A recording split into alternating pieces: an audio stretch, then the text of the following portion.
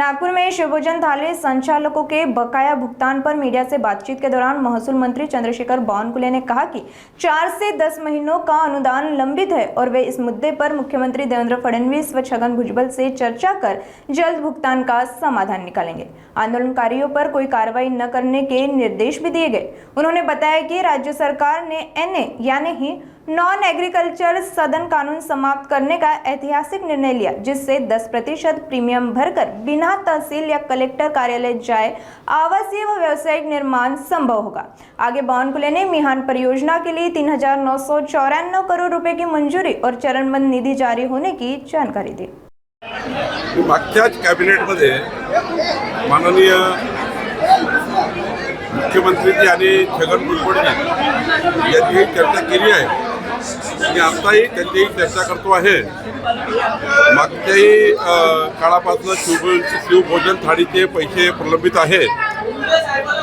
काही ठिकाणी 4 महिन्यापासून आहे, काही ठिकाणी 6 महिन्यापासून आहे। मी आजच माननीय मुख्यमंत्री महोदयांची आणि आत्ताच भुजबळ साहेबांशी मी चर्चा करतो आहे। मला वाटतं की लवकरात लवकर यांना पैसे मिळतील याचा पुढाकार मी घेईल, कारण मला आज या ठिकाणी विभागीय आयुक्त कार्यालयामध्ये संतप्त भावना या शिवभोजन थाळीच्या आमच्या लाडक्या बहिणींच्या आहे। मोठ्या प्रमाणात आक्रोश आहे। काही लोकांनी कर्ज काढलेलं आहे, तर निश्चितपणे शासनाने लवकरात लवकर यांना त्यांच्या कामाचे पैसे दिले पाहिजे, शिवभोजन थाळीचे पैसे दिले पाहिजे, याकरता मी स्वतः फॉलोअप करतो। महाराष्ट्रभर ही समस्या आहे। सरकार काही वेगळी रक्कम काढून तोडगा काढण्याची तयारी आहे, कारण गरीब महिला आहे या सगळ्या। मला हे माहिती आहे की त्यांनी मोठ्या प्रमाणावर कर्ज काढून शिवभोजन थाळी चालवलेली आहे। मागच्याही 15 दिवसापूर्वी मला यांचं निवेदन दिलं होतं। आमच्या सर्व बहिणी आल्या होत्या। आम्ही निश्चितपणे आजच माननीय मुख्यमंत्री महोदयांची आणि माननीय छगन भुजबळ साहेबांची चर्चा करून यामध्ये मार्ग काढण्याचा प्रयत्न करील, कारण त्यांच्या भावना संतप्त आणि बरोबर आहे।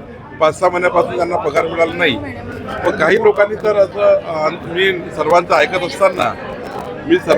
असताना सर्वांचे निवेदन घेत असताना काही लोकांनी जास्त आक्रोश तयार केला। मला वाटतं जर मी ऐकतो आहे, जर मी चर्चा करतो आहे, त्यावेळी मात्र थोडा जास्तीच पद्धतीने आंदोलनात पवित्रा घेतला आहे। मी पोलिसांना सांगितलं आहे त्यांच्यावर कुठली कारवाई करू नका, पण शिवभोजन थाळीचे पैसे नक्की मिळवून देणार आहे। महिलांचं म्हणणं आहे की हा उपक्रम सुरू ठेवणं खूप अवघड आहे, कारण की 10 महिने झाले कर्ज काढू सध्या हा उपक्रम शक्य होणार नाही। बरोबर आहे, 9 महिने झाले त्यांचे, 6 महिने झाले त्यांचे पैसे नाही आहे, त्यांना कसं काय अफोर्डेबल होणार आहे? त्यामुळे त्यांनी सरकारकरता काम केलं आहे, सरकारी योजनेकरता काम केलं आहे। त्यांचे पैसे मिळालेच पाहिजे या भावनेची मी आहे। मी मुख्यमंत्र्यांची आणि अन्न पुरवठा मंत्र्यांची आज बोलेल आणि त्यांच्या सौर तीव्र भावना मी आजच भुजबळ साहेबांची आता बोललो, ते एका डॅशवर भाषण देत आहे। त्यांचं भाषण संपलं की माननीय भुजबळ साहेबांशी बोलून येणाऱ्या कॅबिनेटमध्ये मंत्रिमंडळाच्या बैठकीमध्ये हा विषय मी मांडेल।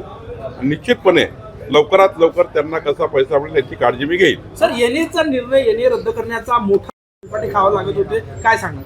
आज महाराष्ट्र सरकारने आणि माननीय मुख्यमंत्री देवेंद्र फडणवीसजी यांनी मला सूचना दिली होती की या राज्यातला येणे जो सनदचा कायदा आहे तो रद्द करा आणि कुठल्याही व्यक्तीला तहसीलदार कलेक्टरकडे जाण्याची गरज नाही।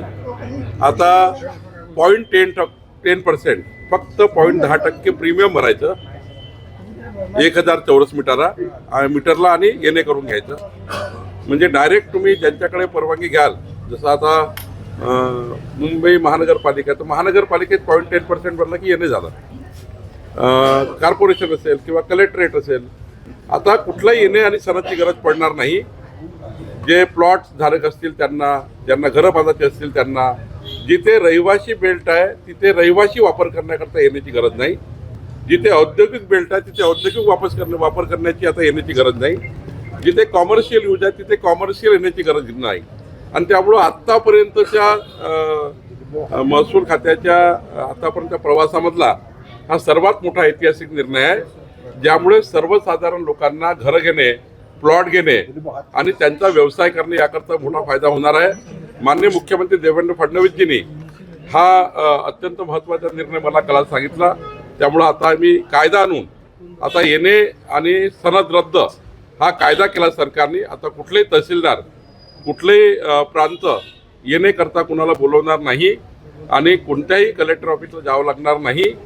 सरळ त्यांना त्यांच्या नक्षासोबतच 0.10% पैसे भरून 1000 स्क्वेअर मीटरला, 4000 स्क्वेअर मीटरला 0.25% आणि 4000 स्क्वेअर मीटरच्या वर करायचं असेल तर 0.15%, अर्धा टक्का फक्त पैसे भरून तुम्हाला आता येणे करून घेता येतं. कुठल्याही कागदपत्राची फार गरज नाही. अनेक ठिकाणी रजिस्टर रखडलेल्या होत्या, त्या मार्गी लागेल. यामुळे तुकडेबंदी कायदा रद्द करणे आणि येणेचा कायदा रद्द केल्यामुळं, दोन्ही कायदा रद्द केल्यामुळं लोकांना याची गरज पडणार नाही. सर, हा कधीपासून हा निर्णय लागू होणार आहे आणि जे जुने लेआउट आहेत त्यांनाही दिलासा मिळेल? सर्वांना, या राज्यातल्या सर्वांना दोन्ही निर्णय लागू झाले आहे. तुकडेबंदी कायदा रद्द करण्याचा निर्णय लागू झाला आहे आणि सनदचे आता कायदा रद्द केलेला आहे. बिहारमध्ये आता मीटिंग झाली. 3,994 कोटी रुपये तुम्ही या ठिकाणी 500 कोटी रुपये मीटिंग झाली. बजेटच्या पूर्वी 500 कोटी रुपये तुम्ही आणणार आहात. 4,000 कोटी रुपये मिळांसाठी अप्रूव्ह केले ऑलरेडी गव्हर्नमेंटने, कॅबिनेटने. मंत्रिमंडळाच्या बैठकीमध्ये 3,994 कोटीचा मिहान प्रकल्पाचा आराखडा आता फायनल झाला आणि त्यामधले आता यावर्षी आपल्याला 160 कोटी बाकी आहे, ते मिळणार आहे आणि पुढच्या वर्षी करता 516 कोटी रुपये मिळणार आहे. एकंदरीत 2,500 कोटी खर्च झालेले आहेत. बाकी असं 3 वर्षामध्ये हा सर्व निधी खर्च करून मिहानच्या प्रकल्पाचे उर्वरित काम पूर्ण होणार आहे. दादा गेल्या 4 महिन्यापासून विलिनीकरणाच्या प्रोसेसमध्ये लागले होते. काय सत्य आहे? भाजपला सांगितलं होतं काय? नाही, मला याच्याबद्दल काही माहिती नाही. हा राष्ट्रवादी काँग्रेसचा अंतर्गत बाब आहे. याबद्दल मी काही बोलणे उचित नाही. त्यांच्या पक्षाचा निर्णय त्यांनी करावा. चंद्रपूरमध्ये महापौर बनला, मात्र 2 नेत्यांचा वाद भाजपच्या मिटला नाही. काही मतभेद आहे, ते मतभेद आम्ही मिटवणार आहोत. 8 लेन हायवे होणार आहे मिहान परिसरामध्ये. दुकानं जे आहेत 150 पेक्षा जास्त धाबे दुकानं जे आहे ते अक्वायर करून ऑलरेडी पैसे देण्यात आले ऑलरेडी आहेत. त्यांना पैसे दिले आहे. 110 शॉप त्या ठिकाणी. तरी आम्ही विचार करतोय, जरी त्यांना पैसे दिले तरी त्यांचा व्यवसाय जाऊ नये म्हणून 110 दुकानदारांना त्या ठिकाणी एक कॉम्प्लेक्स तयार करून त्यांना त्या ठिकाणी त्यांच्या दुकानात त्यांना मिळाले पाहिजे, हा प्रयत्न सरकारचा आहे.